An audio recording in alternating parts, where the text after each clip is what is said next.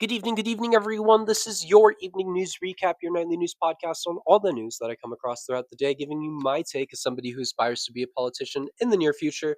Hopefully, all you guys are doing wonderful. Hopefully, all you guys are doing well. Today is October 1st. Happy October, everyone. The spooky season is here. And it's been very cool that we've made it to, or I guess it's not been the greatest thing that we've made it to October, but we're still around. So I guess there's a positive there.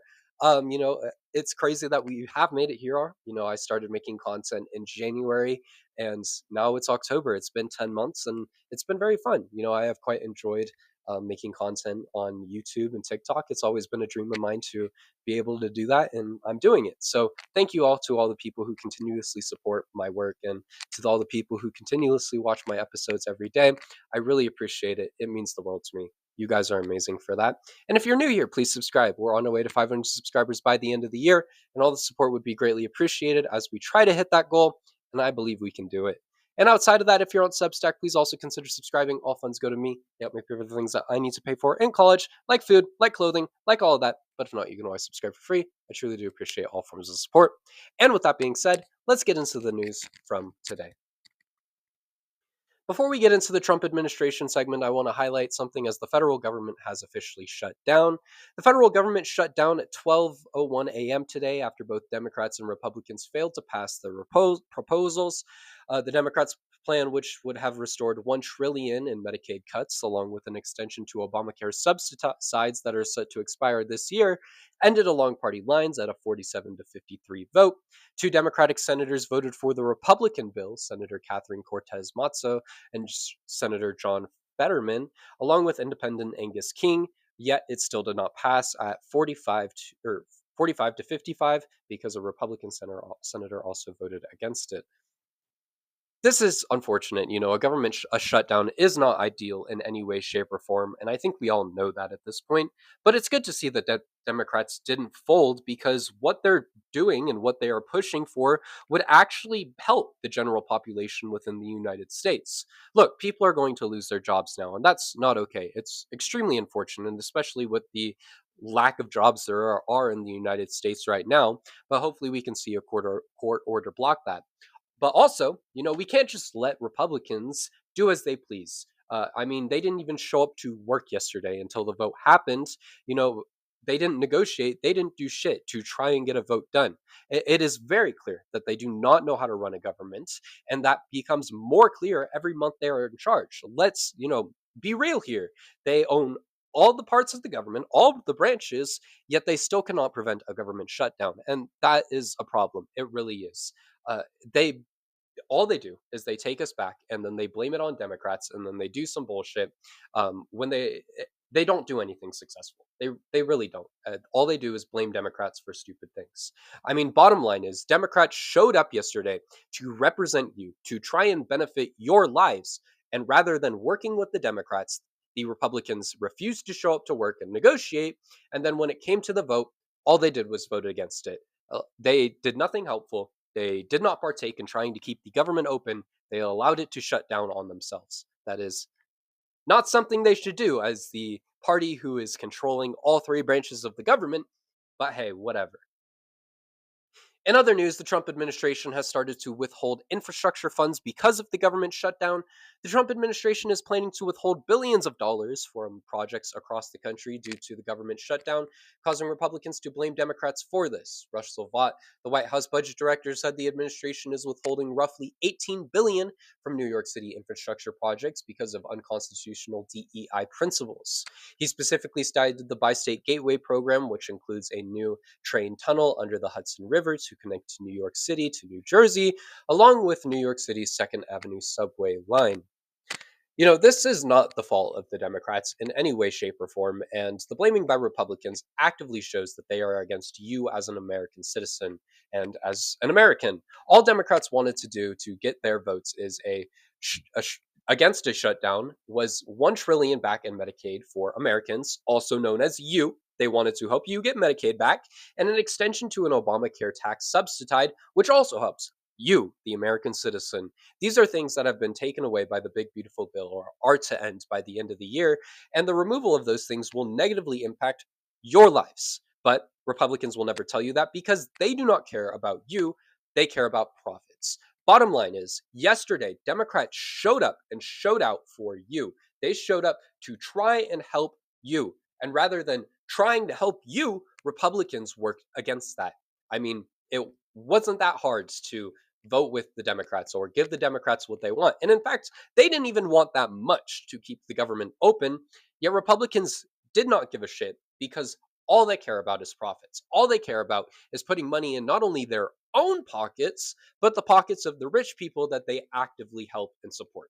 They don't support you, they support the people who are richer than you and profit off of you. Anyways, moving on into our other news segment, the Trump administration has been pretty quiet over the past few days. Not a shocker; they've been up to some whack shit. But the first topic we have is Ted Cruz. Yeah, the Republican senator from Texas wants to protect pedophiles. A wild clip of Texas Senator Ted Cruz has blown up over comments that he made in response to crime in cities. In the video, Ted Cruz said, "We should have bipartisan agreement. How about we all come together and say, let's stop murders. That sounds pretty great. How about we all come together and say, let's stop rape? Sounds pretty great, doesn't it? How about we all come together and say, let's stop attacking pedophiles? That does not sound great. That does not sound great at all, Mr. Ted Cruz. I mean, what are we doing here? Outing ourselves to the public? It is genuinely insane to say, as a U.S. senator and a public servant, that you want to protect pedophiles. Out of anyone who should be attacked, I'd say pedophiles are probably pretty high on the list because they touch children. Like, that is fucking disgusting, and anyone who does that should be in jail for the rest of their lives. I've said that time and time again, and I will continue to say it because I believe that.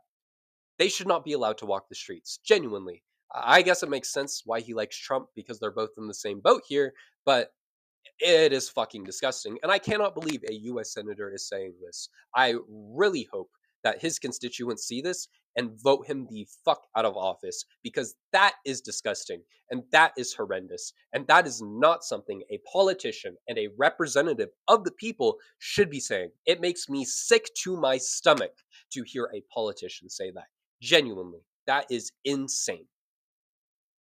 In other news, terrible job numbers have hit an all-time high as the economy has lost tens of thousands of more jobs. The ADP National Employment Record has announced that the payroll of private employers has declined by almost 32,000 jobs last month as the labor market continues to struggle under the Trump administration.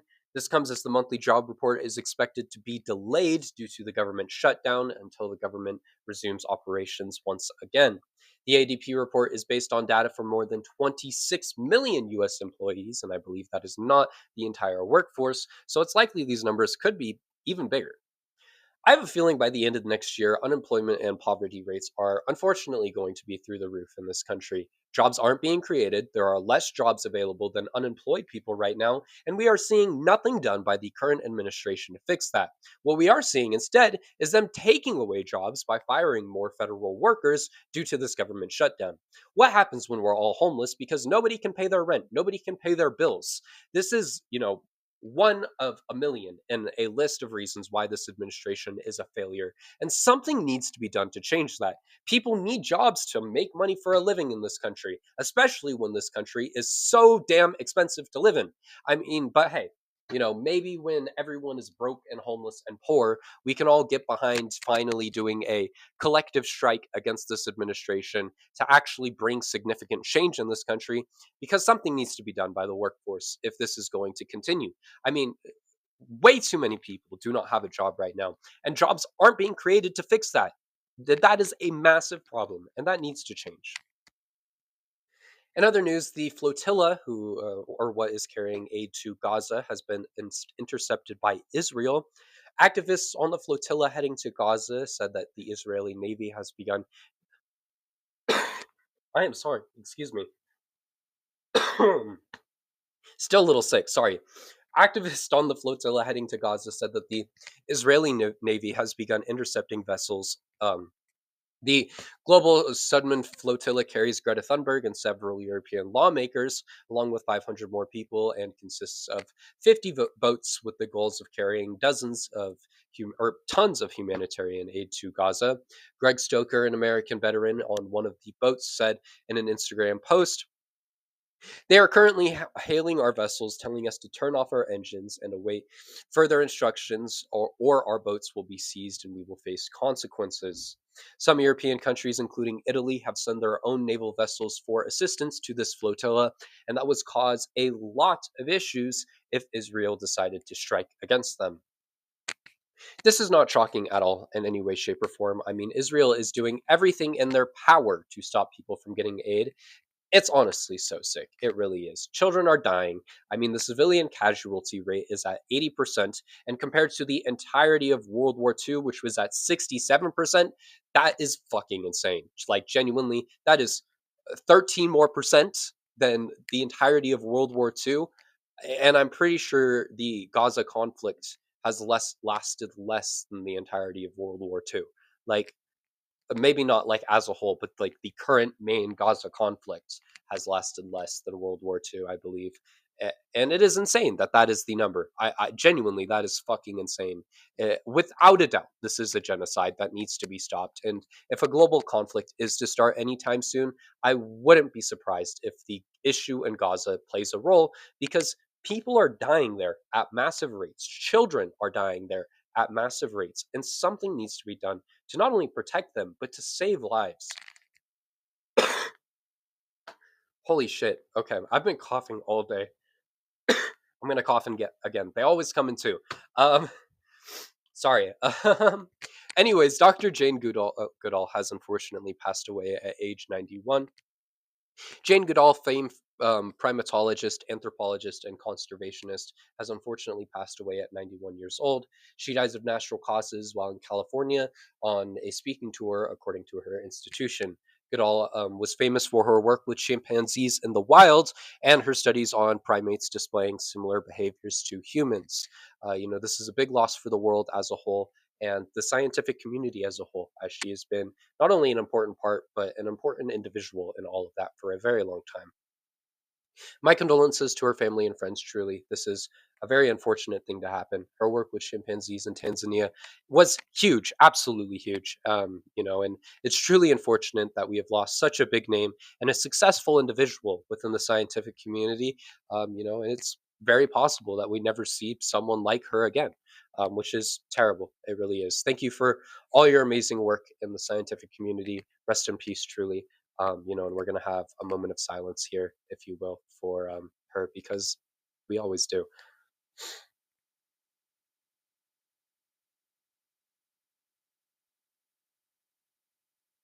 Thank you for partaking in that.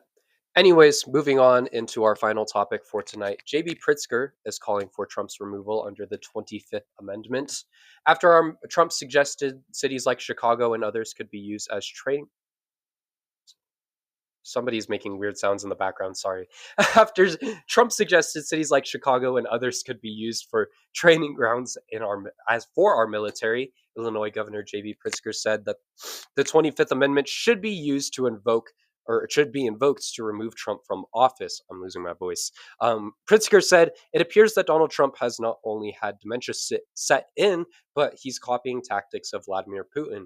Trump said, in sending troops into cities, thinking that it is some sort of proving ground for war, or that indeed there is some sort of internal war going on in the United States, is just frankly insane. I'm concerned for his health. There is something genuinely wrong with this man, and the 25th Amendment ought to be invoked. This, would be a big deal to get the 25th Amendment invoked. Uh, Unfortunately, it's not going to happen, but it would be a huge deal if that was possible. You would need a two-thirds Senate vote of approval with a Republican dominated Senate currently. Sadly, that's just not going to happen. I highly doubt that we're going to see something like that. We'd also have to deal with JD Vance in office, and I don't think we want to deal with that before the midterms. That would not be very fun. Said that time and time again. And I've explained that time and time again, so I'm not going to go into that here. But unless he gets impeached as well. But I don't think we want Mike Johnson in office either as the president. I don't think that would go so great either. That would not be great. Outside of that, though, hopefully you all enjoyed today's episode. It has definitely been a very interesting day in the news world. That's for sure. Government shutdown is here. We'll see how long it lasts. I believe the longest one has lasted like a week. So, let's see if we break a record here. I hope not, but you never know with how this government is going currently. Outside of that, though, if you're new here, please consider subscribing. All the support would be greatly appreciated. As mentioned, we are trying to hit 500 subscribers by the end of the year, and I would really appreciate it if we could hit that goal. I really think we can do it. We're getting there pretty fast. We've slowed down a little bit over the past few days, but I think we can pick that up again. So if you're new here, please subscribe. All the support would be greatly appreciated. If you subscribe, you can get your early ticket and say that you watched my videos before I became a politician. So, if you're on Substack, also, please consider subscribing. All funds go to me. They help me pay for the things that I need to pay for in college, like food, like clothing, like all of that. But if not, you can always subscribe for free. I truly do appreciate all forms of support on this content. You guys are so amazing. Thank you all for watching my videos day after day. Truly, I would not be doing this after 10 months if it wasn't for you guys. I really, really, really appreciate all the support that you guys continuously show on my videos. It is amazing. Thank you all so much for watching, and I will see you all tomorrow.